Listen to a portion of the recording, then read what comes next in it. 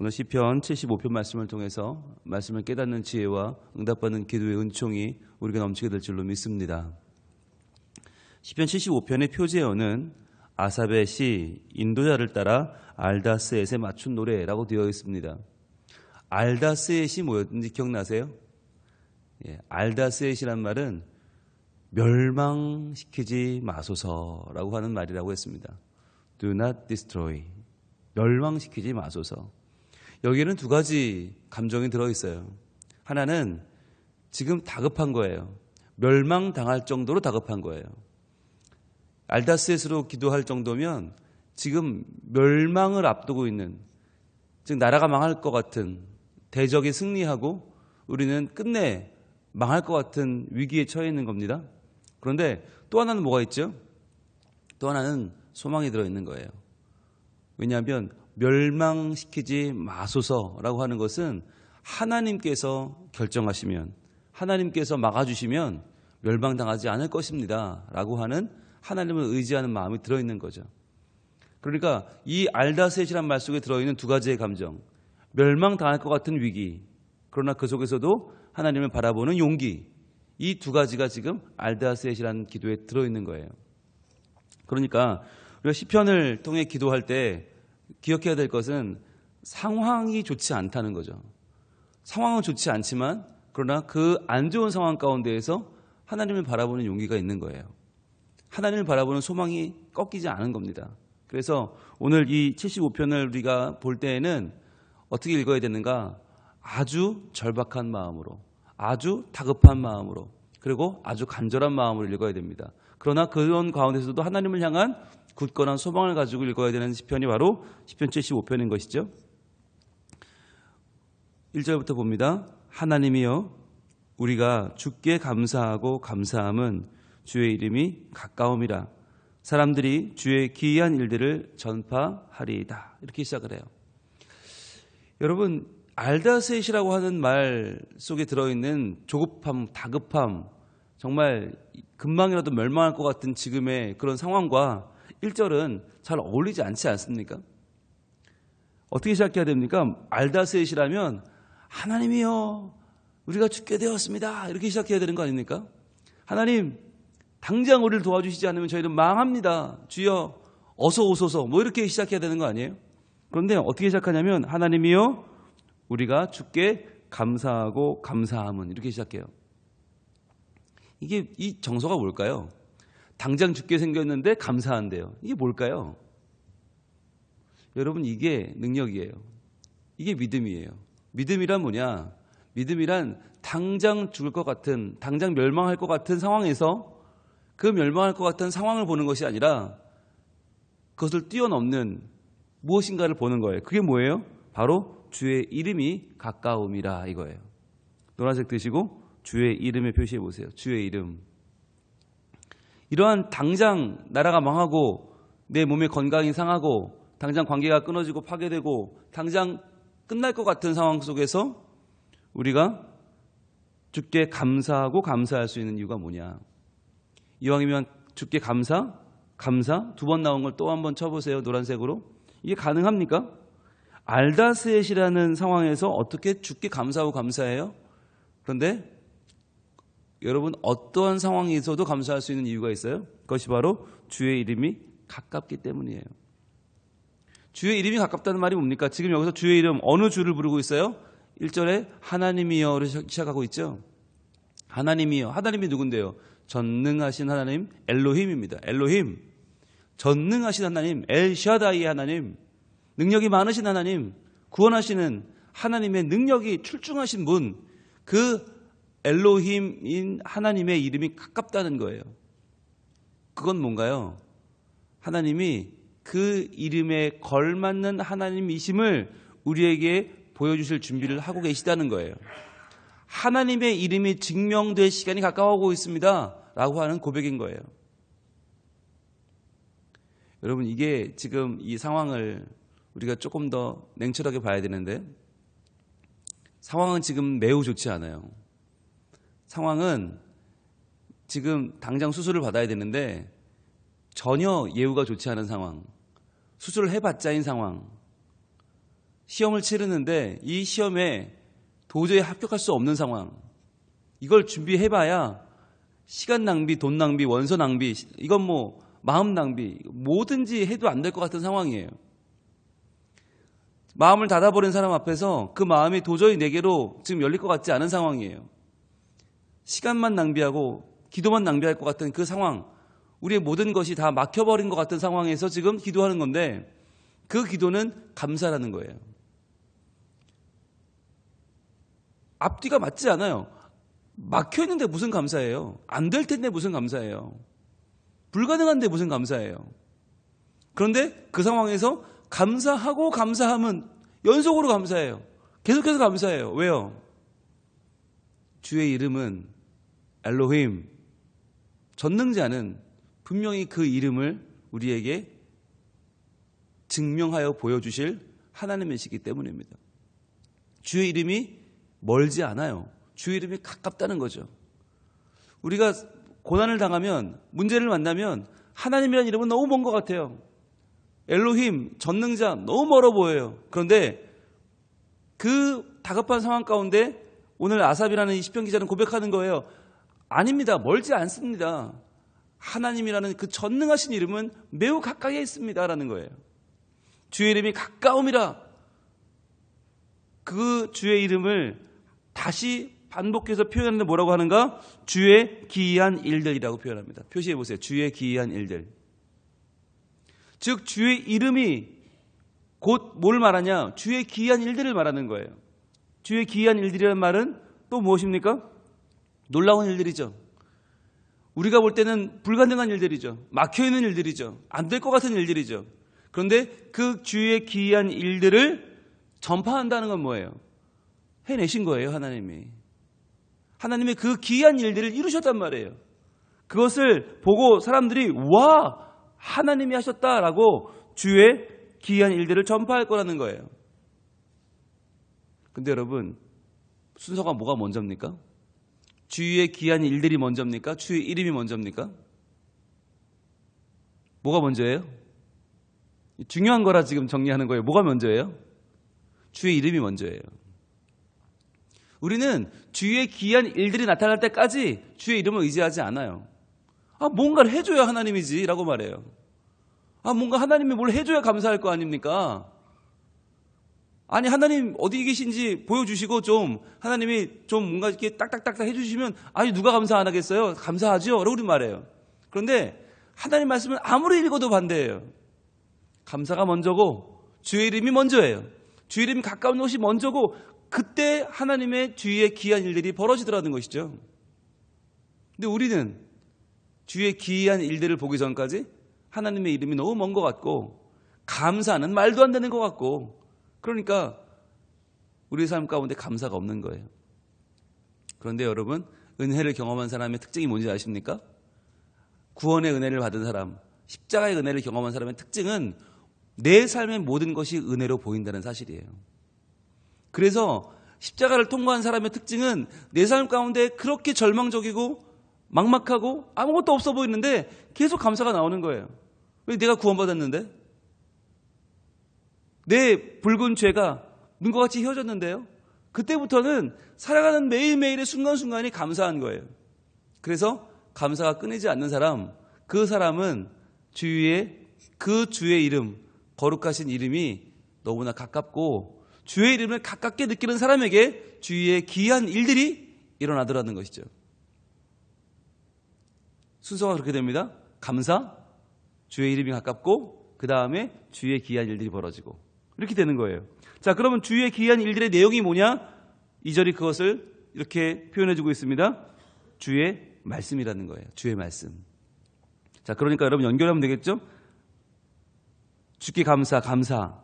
그 다음에 주의 이름, 주의 기이한 일들, 주의 말씀. 쫙 연결해 보세요. 결국 뭘 감사하라는 건가? 무엇을 감사해야 되나? 먼저 주의 이름이 가까움을 먼저 감사하고 그걸 감사할 때 주의 기이한 일들이 벌어지고 그 주의 기이한 일들은 무엇으로 주어집니까? 주의 말씀으로 나타나더라는 것이죠. 주의 말씀으로. 그래서 결국은 하나님 말씀 속에 하나님의 이름이 드러나고요.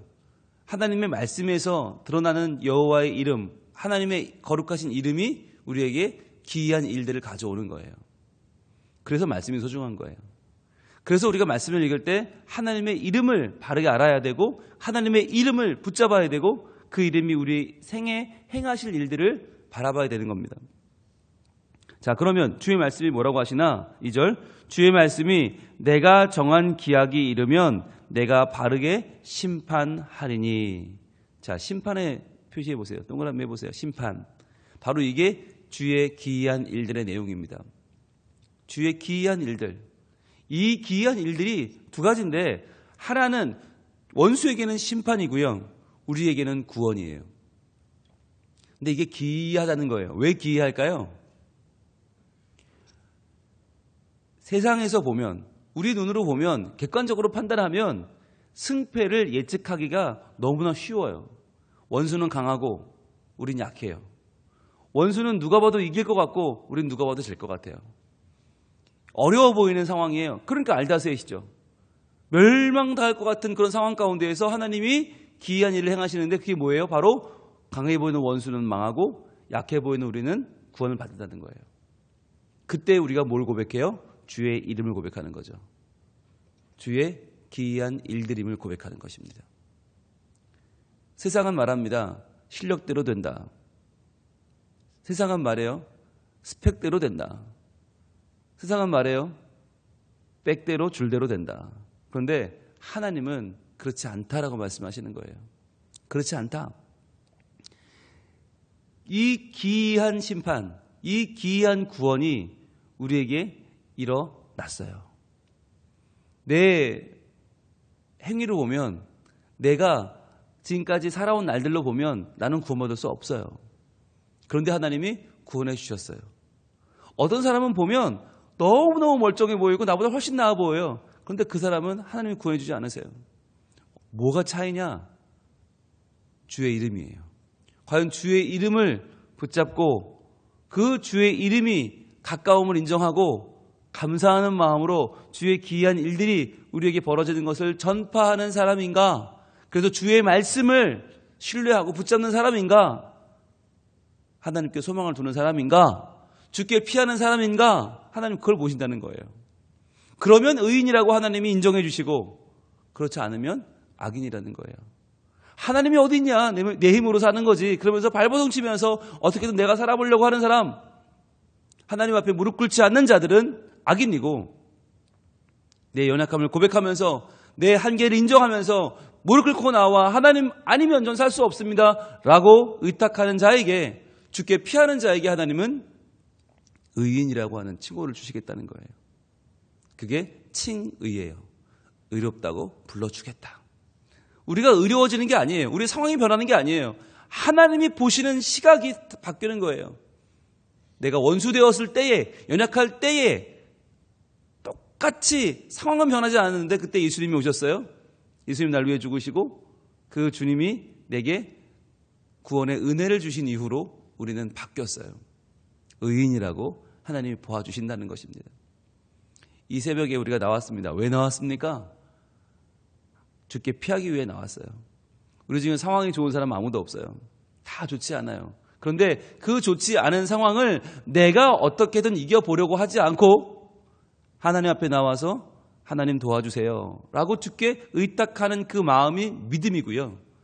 그 하나님을 바라보는 자세가 하나님이 원하시는 의인의 모습이다라고 하는 것입니다. 자, 그러면 주의 말씀이 뭐라고 하십니까? 내가 정한 기약에 이르면 내가 바르게 심판하겠다. 즉 그 심판의 때는 언제입니까? 정한 기약인데요. 누가 정했어요?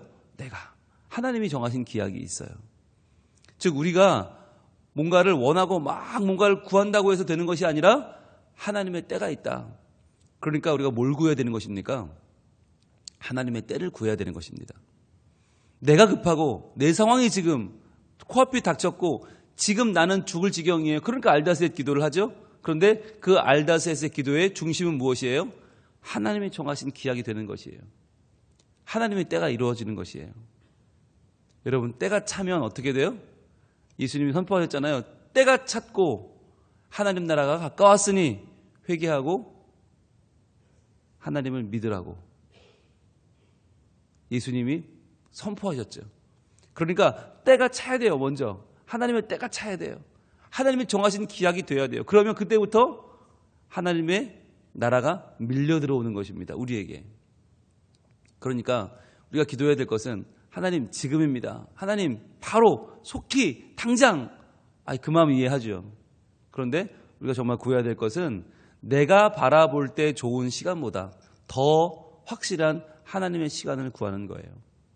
더 확실한 하나님의 때를 구하는 것입니다. 그래서 하나님, 하나님의 주권을 인정합니다.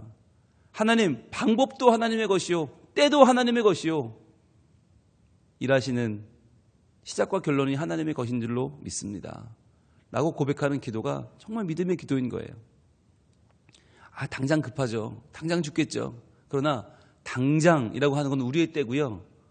하나님이 정하신 기약이 있다는 거예요. 그 기약이 이르면 내가 바르게 심판하겠다. 심판이라고 하는 것은 양면성이 있다고 그랬죠. 원수에게는 심판이요, 우리에게는 구원이에요. 그러니까 하나님이 바르게 심판하신다는 말은 우리를 구원하시겠다라고 하는 하나님의 의지다라고 하는 것입니다. 오늘 이 아침에 저희들 하나님 앞에 나왔습니다. 믿는 마음 가지고 나왔습니다. 그렇다면 기억해야 될 것 무엇입니까? 뭐 기도하러 오셨어요? 하나님 도와주세요. 하나님 당장 이거 안 되면 큰일 나요. 보다 먼저 감사가 먼저 나와야 되는 거죠. 감사가. 왜냐하면 관계니까. 하나님과 우리와의 관계가 먼저니까. 주께 감사하고 감사함은 주의 이름이 가까움이라.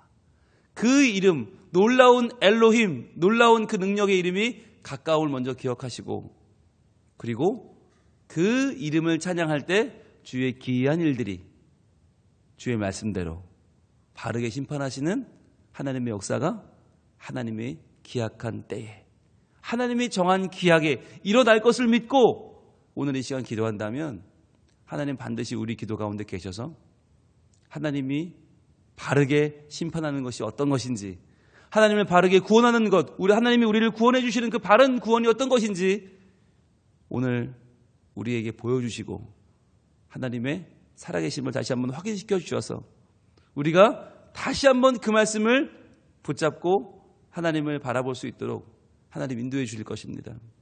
그 이름은 가깝습니다. 여러분, 멀지 않습니다. 그 이름을 구하십시오. 하나님의 기이한 일들을, 그 놀라운 구원을 구하십시오. 하나님께서 하나님이 정하신 그 기약이 이르면 바르게 심판하실 줄 믿습니다. 바르게 구원하실 줄로 믿습니다. 바르게 통치하실 줄로 믿습니다. 하나님 나라, 그 거룩한 나라가 내 삶 가운데 이루어지기를 오늘 함께 기도하는 성민 가족들 다 될 수 있기를 바랍니다. 기도하겠습니다. 하나님, 시편 75편은 정말 다급하게 기도하는 너무나 시급한 기도입니다. 그러나 그 내용을 보면 도리어 감사하고 도리어 하나님을 찬양하고 주의 이름이 가깝고 주의 귀한 일들이 우리에게 나타남을 전파하고 찬양한다고 합니다. 하나님, 저희들은 어떻게 기도합니까? 급할수록, 당장 코앞에 문제가 닥쳤을수록 저희들 그동안 주셨던 하나님의 은혜를 감사하고 구원받았음을 감사하고 하나님과의 바른 관계가 형성되었음을 감사하는 의인의 기도를 드리게 하여 주옵소서. 또한 그렇게 기도할 때 주의 이름이 가까워 그 이름이 우리와 함께 하시고 임재하시고 도우시고 기이한 일들이 나타나 하나님의 바른 심판이, 바른 구원이 우리에게 이루어지고도 남는 놀라운 하나님의 은총을 베풀어 주시옵소서. 오늘도 이 아침에 저희들 간절한 소원을 가지고 나왔습니다. 주님, 구하는 기도마다 들어주시되 하나님의 이름이 가까움을 알게 하여 주옵소서. 하나님의 때가 이루어지게 하여 주옵소서. 하나님의 능력의 손으로 주여 우리를 도우사 멸망하지 않게 하여 주시옵소서. 주여 우리를 도와 주시옵소서. 예수님 이름으로 기도합니다. 아멘.